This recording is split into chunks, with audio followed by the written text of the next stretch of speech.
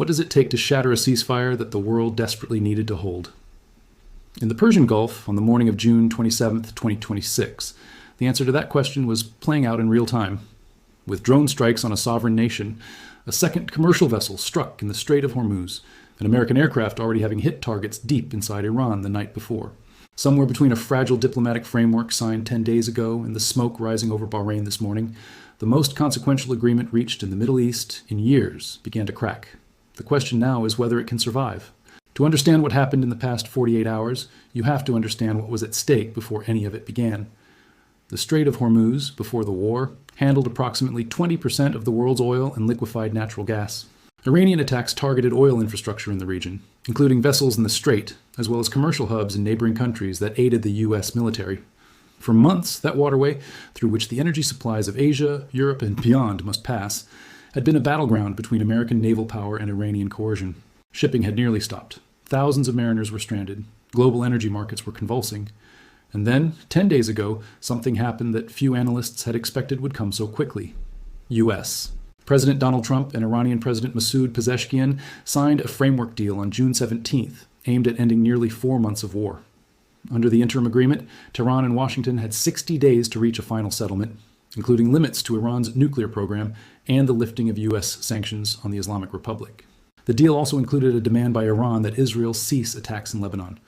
Trump announced the Strait of Hormuz open on Truth Social, declaring that ships of the world should start their engines.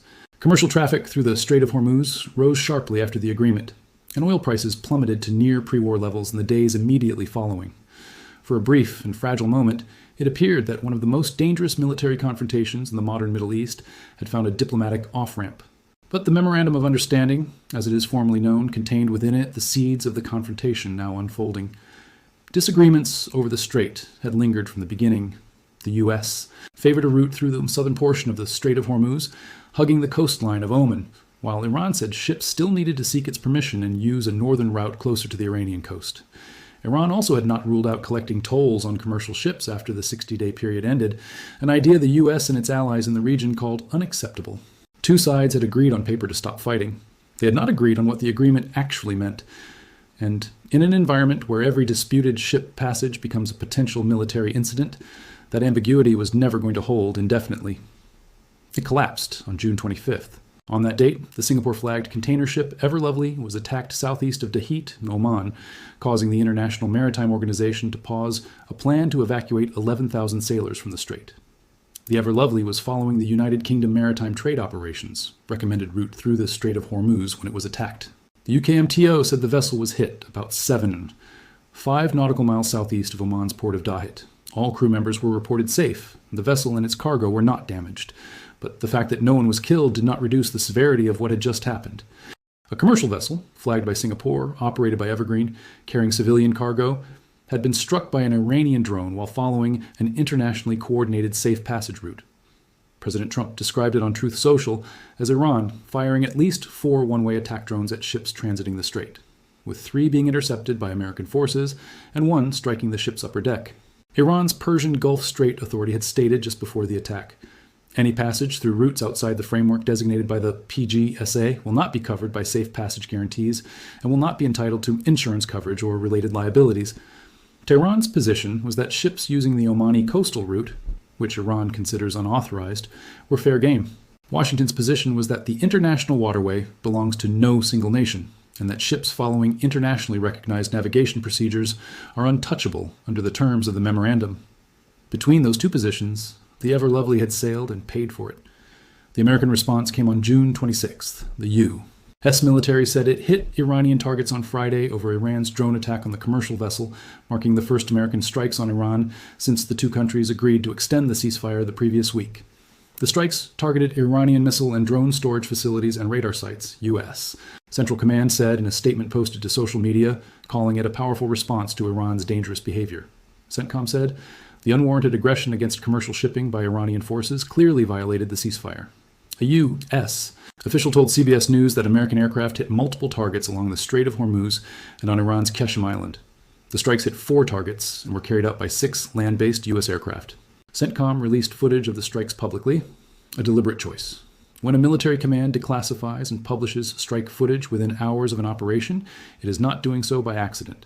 The message is intended not just for diplomatic channels, but for every IRGC commander who needs to see exactly what American aircraft look like when they are doing their work.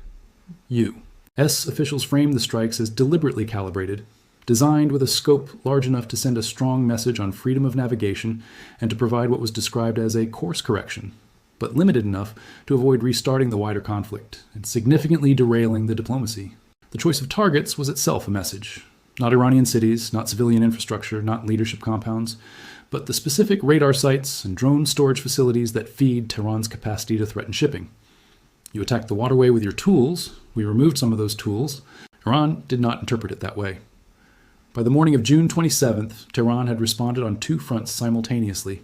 Iran launched a drone assault targeting Bahrain, while a ship in the Strait of Hormuz separately came under attack.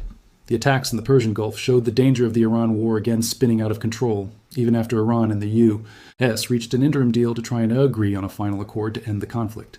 Iran's paramilitary Revolutionary Guard issued a statement carried by state-run IRNA news agency, saying it had targeted several locations of the U.S. terrorist army in the region. It did not name specific areas targeted.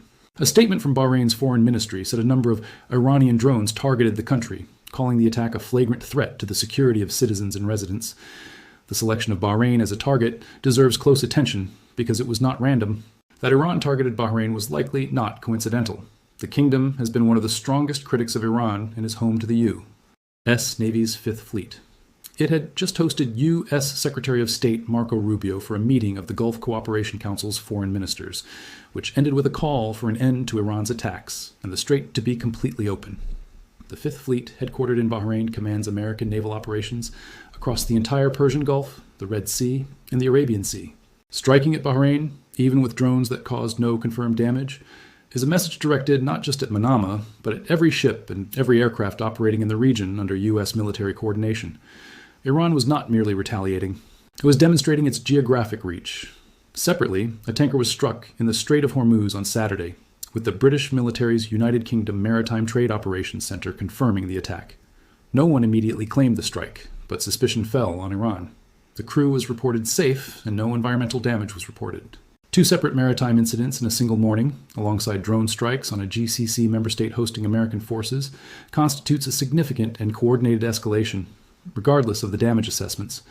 To understand the strategic logic driving Iranian behavior here, you have to think about what the Strait of Hormuz means to Tehran beyond its physical geography. Iran had not ruled out collecting tolls on commercial ships after the 60-day ceasefire period ended. Iran's chief negotiator, Mohammad Bagher Ghalibaf, had stated that management of the strait will never go back to the way it was before the war.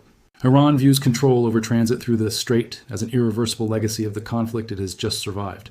From Tehran's perspective, the war ended not in Iranian defeat, but in a negotiated framework, one that, in Iran's reading, implicitly acknowledged its right to exercise authority over what it considers its territorial waters.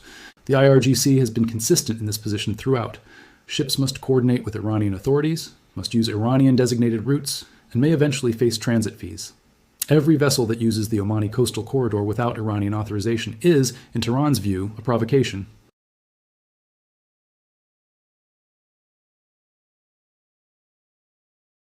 During the tanker war of the 1980s, the United States reflagged Kuwaiti oil tankers under American colors and provided naval escorts after Iranian and Iraqi forces repeatedly struck shipping in the Gulf.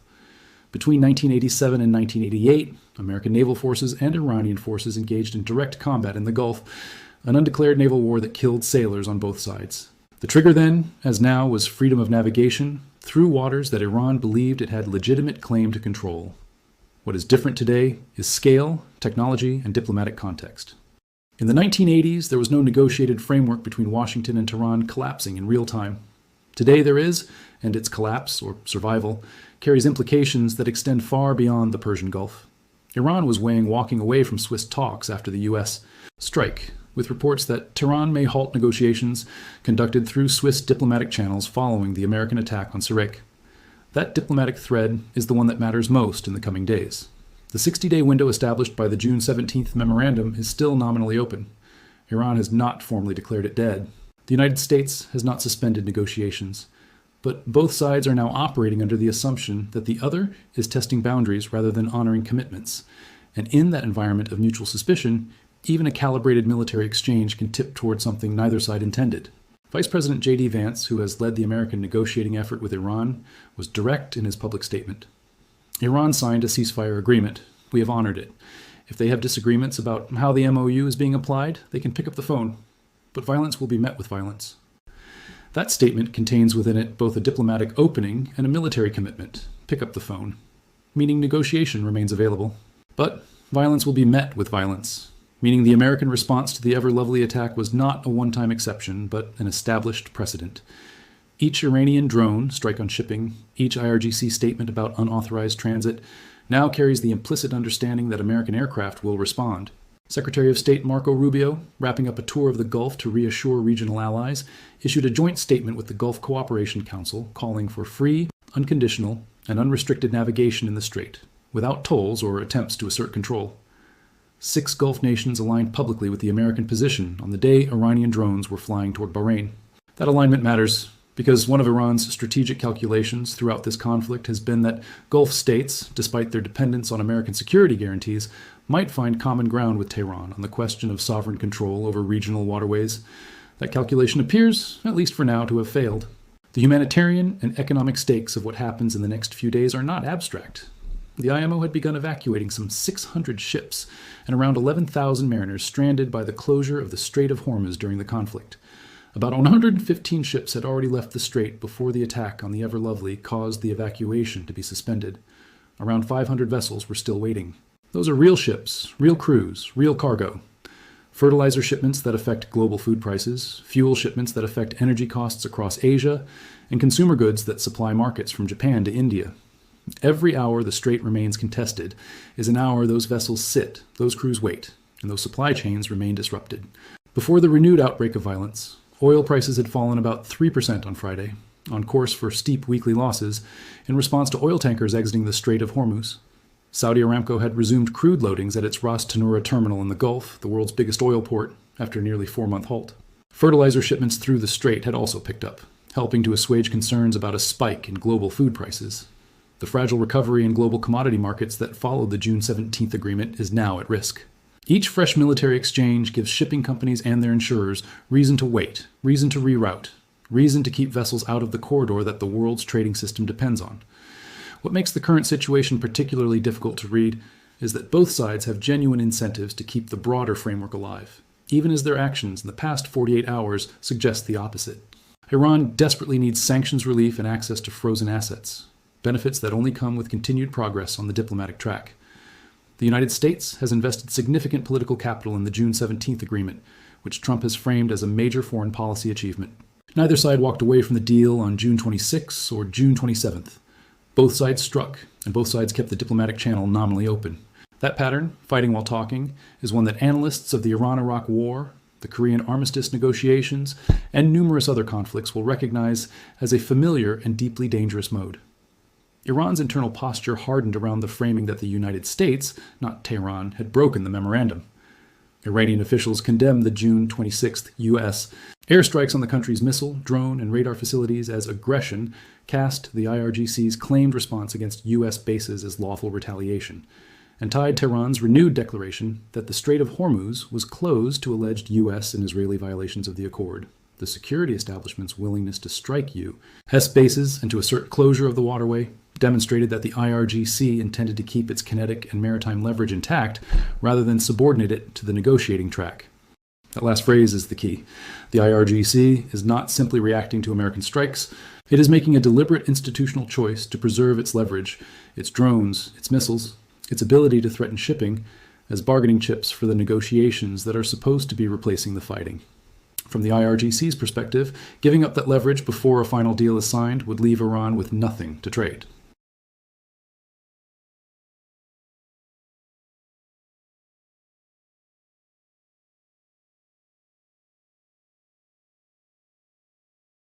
The Joint Maritime Information Center warned on June 27th that the threat in the region to ships was substantial, adding that mariners are advised of the existence of mines and should expect a naval presence as clearance operations continue. Mine clearance operations remain ongoing in a strait that, before the war, carried a fifth of the world's oil. That single fact, that naval vessels are still clearing mines in one of the world's most critical shipping lanes, illustrates how far from normal this situation remains, regardless of what any ceasefire document says. Diplomatic contacts between Washington and Tehran continue through multiple channels. The Gulf Cooperation Council has issued its statement. Oman, which has historically maintained working relationships with both Iran and the United States, and which shares sovereignty over the Strait of Hormuz with Tehran, is engaged in parallel discussions. The International Maritime Organization has suspended its evacuation operation pending developments. And somewhere in those diplomatic channels, the question being asked is the same one that will determine whether this 60-day window produces a lasting agreement or dissolves into renewed conflict. Can two sides that are still actively striking each other's military assets find enough common ground to stop? That question does not have an answer yet this morning. The drone smoke over Bahrain has not fully cleared. The second tanker struck on Saturday morning remains unnamed in official statements. American officials have not yet indicated whether there will be a further military response to the Bahrain drone attack or the additional maritime strike. Iran has warned that if any aggression is repeated, the response will be broader. And somewhere in the Persian Gulf, hundreds of ships and thousands of crew members are waiting to learn whether the waterway they need to pass through will be open or closed, peaceful or dangerous, when they next attempt transit. The 60-day clock continues.